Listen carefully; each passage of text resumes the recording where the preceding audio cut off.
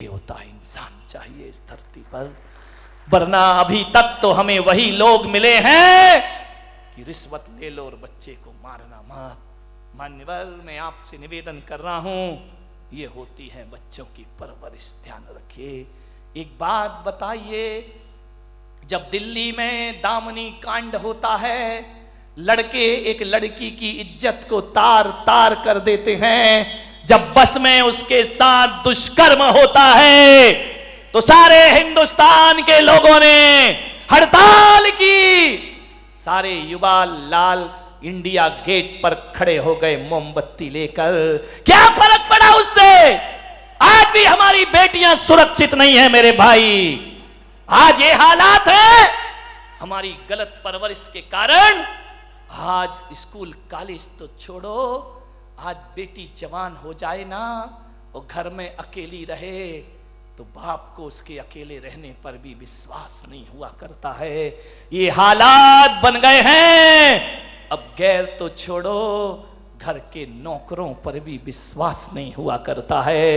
ये परवरिश है हमारे देश की, ये 21वीं सदी का भारत है। आज तो वो हालात है कि बाप बेटी के रिश्ते भी गंदे हो रहे हैं। मुझ पर विश्वास ना हो तो अखबार उठा करके देखना, आज तो रिश्तेदारों के पास भी हम जवान बेटी छोड़ने में डरते हैं, संकुचित होते हैं। आज तो कहीं भी छोड़ो बेटी, माँ बाप को चिंता रहती है, 10 बार फोन लगाती है ये माँ, बेटी स्कूल पहुंच गई क्या, बेटी कॉलेज पहुंच गई क्या, बेटी खाना टिफिन खा लिया क्या। अरे मम्मी इतना क्यों चिंता करती हो?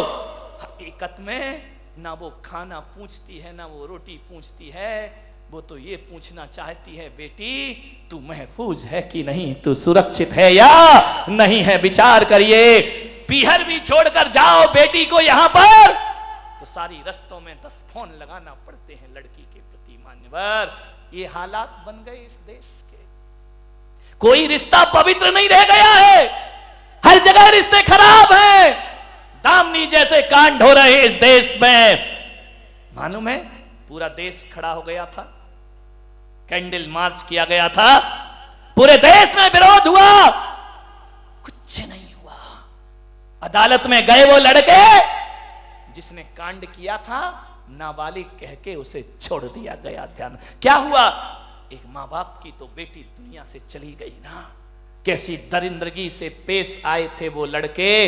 मान्यवर, मेरा आपसे निवेदन है, इस बुराई को मिटाना है, ना ये कानून से मिटेगी, ना ये दंड से मिटेगी, ना ये जुलूस निकालने से मिटेगी। सोचिए, यदि उस दामनी के कांड में आपका बेटा होता तो आप क्या करते? बोलिए। अदालत से ये कहते कि अभी 1 महीने कम है इसके बालिग होने में, इसे छोड़ दिया जाए। और काश वो बेटी आपकी होती, फिर आप अदालत से क्या कहते? मान्यवर, महिलाओं से निवेदन है, बड़े बुजुर्गों से मेरा निवेदन है, बात छोटी है, बात वजनदार है। इस देश की फिजाओं को, समाज की बर्बादियों को बदलना है। यदि आपका बेटा ये गलत काम करता है तो आज माँ बाप ये संकल्प ले लें कि हम उसे बचाने का प्रयास नहीं करेंगे, हम उसे सजा दिलवाएंगे। है इतनी ताकत? एक बेटी के साथ हुआ तो सारे माँ बापों ने कहा उसे फांसी दे दो, लेकिन उन लड़कों के माँ बापों ने क्या कहा कि माफी दे दो। ध्यान रखिए, कानून से सुधरेगा देश।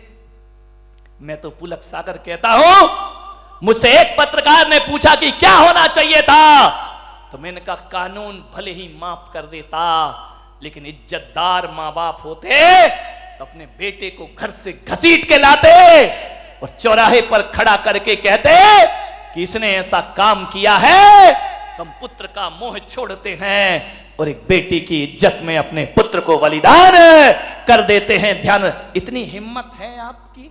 क्या समाज सुधारने की बात करते हो? क्या देश सुधारने की बात करते हो? आपका बेटा गलत काम करे तो एक बहन को इतनी ताकत होना चाहिए कि एक चाटा उस बेटे के गाल में मारे भाई के कि तूने ऐसा काम क्यों किया है, और माँ बाप को अपनी ऐसी औलाद को धक्के मारकर कानून के हवाले कर देना चाहिए। ध्यान रखिए मान्यवर, तब देश आज दूसरे की बेटी है ना, इसलिए तुम लोगों ने नारेबाजी तो कर ली, और कल अपना बेटा शामिल हो जाए तो माँ बाप बचाते हैं। और जो माँ बाप अपने बच्चों के गुनाहों को छिपाते हैं, ध्यान रखना, देश समाज का भविष्य नहीं बिगड़ता, बुढ़ापे में तुम्हारा भी बुढ़ापा बिगड़ने में ज्यादा देर नहीं। गलत काम करे, बच्चे को प्यार करो, दुलार करो, गलत काम हो तो दंड देने की ताकत भी आपके अंदर होना चाहिए। मुझे मालूम है, मैं बचपन से एक पेंसिल चुरा के ले आया था स्कूल से। मेरी माँ को जब मैंने बताया ये पेंसिल लाया हूं, 4 चांटे मेरी माँ ने मेरे गाल पे लगाए थे और कहा था कि मत समझना कि चांटे मार दिए तो फ्री हो गया तू, ये पेंसिल जिसकी चुराई है उसे जाके